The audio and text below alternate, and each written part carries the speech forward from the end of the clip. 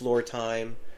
It's boring at first, just sitting on the floor, being amazed at everything that they do, which is great. Don't get me wrong, it's great, but it's more of a mental strain at the beginning as opposed to a physical strain like now, because in the beginning it's just so boring. But just been trying to get as much energy as I can, trying to get as healthy as I can. And so it's been a weird progression through this year. I've definitely noticed a lot of people have been really affected. And like I said, it's just been kind of whatever for me. But I've always been the kind of person to keep my head down and just keep moving forward. So anyway, goals for this podcast. I'd like for it to get really, really silly, and I think it will once we start getting some different guests. I have a bunch of silly people that I know I'm going to get on here eventually, but I've done a couple recordings, with some families so far, and I found that it's been a lot of storytelling and a lot of, just recollecting experiences and, not necessarily reminiscing, but just kind of, discussing. I think of myself as super boring in a pretty major way, but if I take some time to think about my experiences and I start, recalling them, I find that, I actually definitely lived kind of a pretty crazy life. I mean, like I said, prior to my daughter being born, was definitely a partier, and not like, not crazy in the sense that, I was getting, wasted drunk all the time or anything. I always tried to kind of maintain some semblance of control, but, there were definitely plenty of nights where, alcohol was involved, where pot was involved, where other things could have been involved, and, those are all things that, definitely shaped who I am today. You definitely learn from your past, you learn from your experiences, and, all the things that I used to do, I'm glad that I did them then, because I don't really have much of an urge to do them now. Things like hard drugs. There's really not a whole lot of drugs that I haven't tried, and I'm definitely going to be talking about, different stories, because quite frankly, they just made up not a big, part of my life, but definitely a big part of the stories that I have. Moving around through Miami, I'm not going to say I was, pushing coke. I was never selling anything, but I was definitely, around it, at certain points. Party drugs, going to raves, things like that. And I always kind of found it interesting that I always found myself in rave environments, in club situations, because I don't know if you can tell, but I'm a pretty even-keeled guy. I've got a very neutral energy. I'm not that high a high energy kind of dude. I'm definitely not low energy in terms of being like a downer and stuff like that. Very even tempo, but always found myself in all sorts of different clubs. I actually, speaking of storytelling, I've got a story that I could tell right now. The last club situation that I vividly remember, which it's strange that I remember it so well because I was so drunk. I went to a club in Austin to see a Yellow Wolf concert, and if you haven't heard of Yellow Wolf, he's a rapper. I don't recall exactly how, but I think he's got some sort of connection with Eminem. Point is, my friends had been super into him, and they asked if I wanted to go, and I said, yeah, why not? I'm down to go do whatever. And so we go to this concert, and we always get there before everything kind of opens up. So we get to the parking lot, and obviously we're not supposed to, but we start pre-gaming a little bit in the parking lot. Smoke a little weed, have some drinks, just hang out, meet up with our friends who are going to be going to the concert as well. So we pre-game in the parking lot a little bit. It's time for the doors to open up. So we go, get ourselves in line, scan our tickets, get inside, and there was some sort of opening act, maybe two opening acts even. I can't recall who the acts were, because I'm just not super into the hip hop scene. Kind of more of a, progressive metal and alternative music guy. I'm all over the place. But, I wanted to go there and have fun. So, it's some hip-hop groups that had gone on before this concert. Now, I mentioned that we had pre-gamed in the parking lot. It doesn't mean that, we weren't stopping once we got inside the club. It just meant that we didn't have to buy so many more extra drinks. So, we start off, and I'm drinking, and at that time I was smoking cigarettes too. So, I would go out and, go out in the back, smoke a cigarette, talk to some of the people around there, go back in, fist pump for a minute, grab another drink, go back outside, smoke cigarettes, and it just kind of, kept cycling. That was kind of my routine. I was never kind of the person to get hyped up in the crowd, but, I definitely enjoy going and mingling with people outside, coming inside and, listening to the music a little bit. And it's just kind of a social thing for me. So, the concert's going on, and Yellow Wolf comes up. And this is about maybe, 2 hours into the whole experience. And I'm pretty toasted at that point. I'm not gonna lie. I was definitely, I probably 7-8 drinks in at that point. Smoking cigarettes the whole time, that's gonna obviously do something. And I recall I'm with my buddy Dave, actually, and I would love to get him on this podcast. He's such a funny guy. I think I'm gonna get him on eventually. I have to go probably out to Houston to do that. But I'm with him because he was living in Austin at the time, and we're in the crowd. And again, I'm definitely feeling pretty sauced. I recall hanging out with him, goofing off, pumping up for the music, and I look over to my right, and I see this beautiful blonde girl, and, I was single at the time. I'm single now, but I was single at that time, and I remember looking over at him and just being like, hey, you see that girl over there? He's like, yeah, I see that girl over there. She's cute. She's pretty good looking.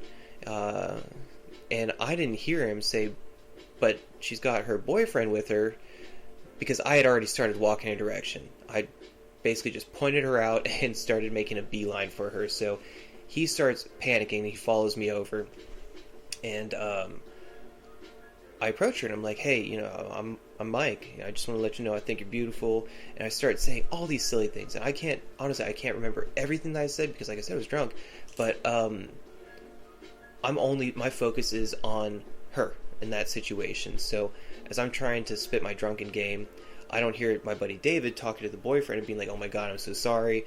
This is my buddy. He's a really great guy. He's just drunk. Please don't mind, I'm going to try to get him away. And the boyfriend was super, super cool. Like, I don't know how cool I would have been in that situation. Definitely not as cool as he was. But, I'm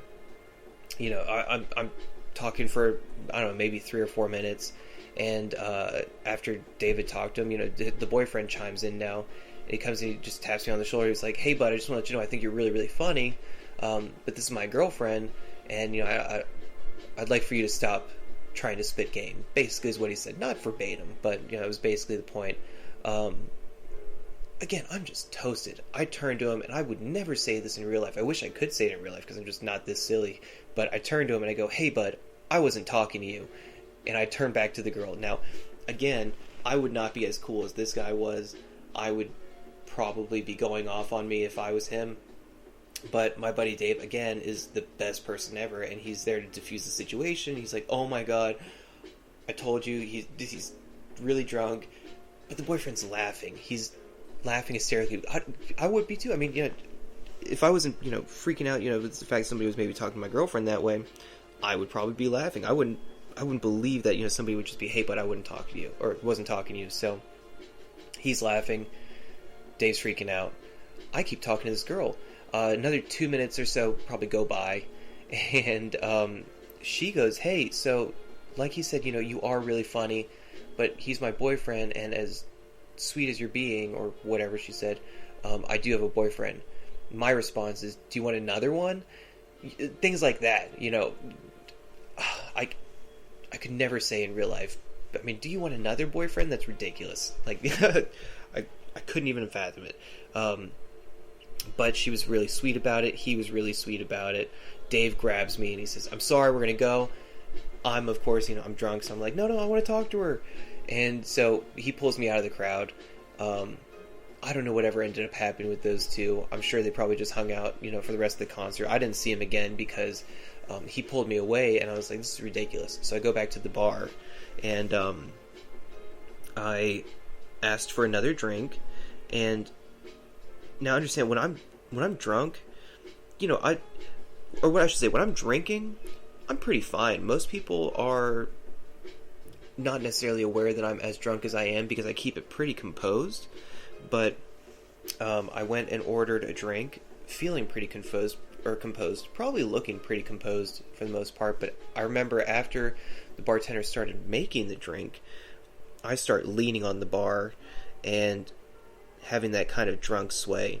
And once you have that drunk sway in a club, at least in this situation, you're cut off. And what ended up happening after that was I got not angry that I got cut off, definitely annoyed. I started saying, why am I getting cut off? Only had a few drinks, I'm not that drunk. Now again, I pre-gamed before going in there, so I'm definitely more drunk than I was telling them.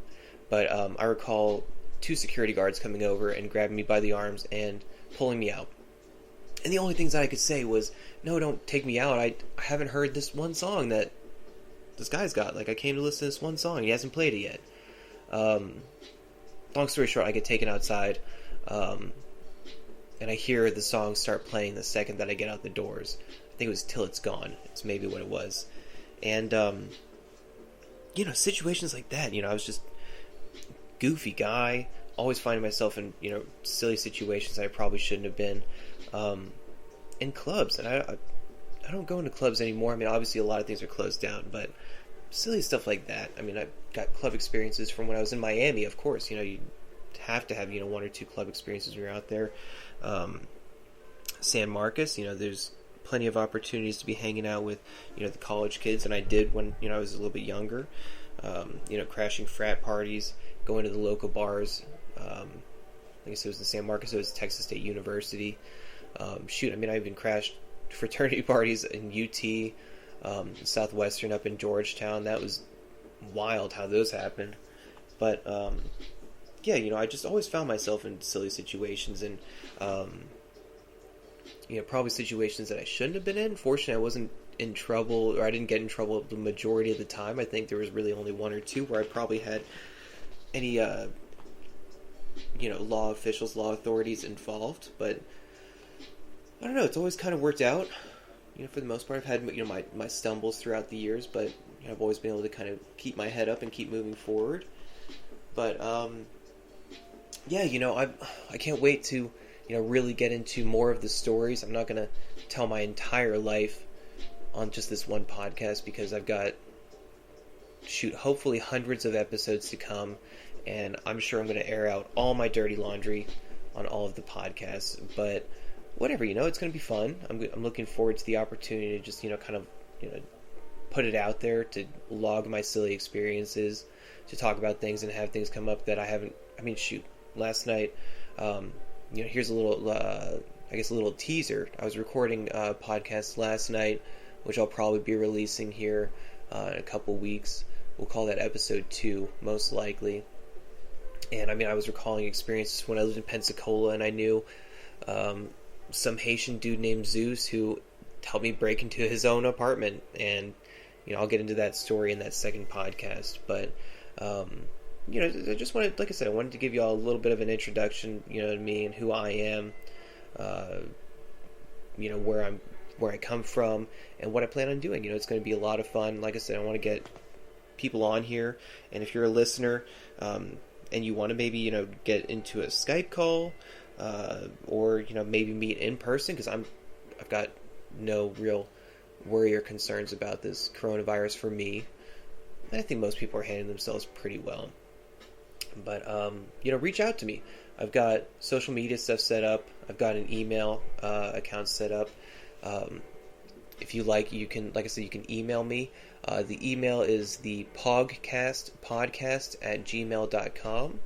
And that's just spelled like it is in the title. It's just PAWGcast podcast at gmail.com. You can hit me up on social media. I'm on Facebook. You can just Google or search Mike James. I'm on Instagram and Twitter. And whatever. This is going to be a pretty loose podcast. We're going to have more stuff kind of planned out as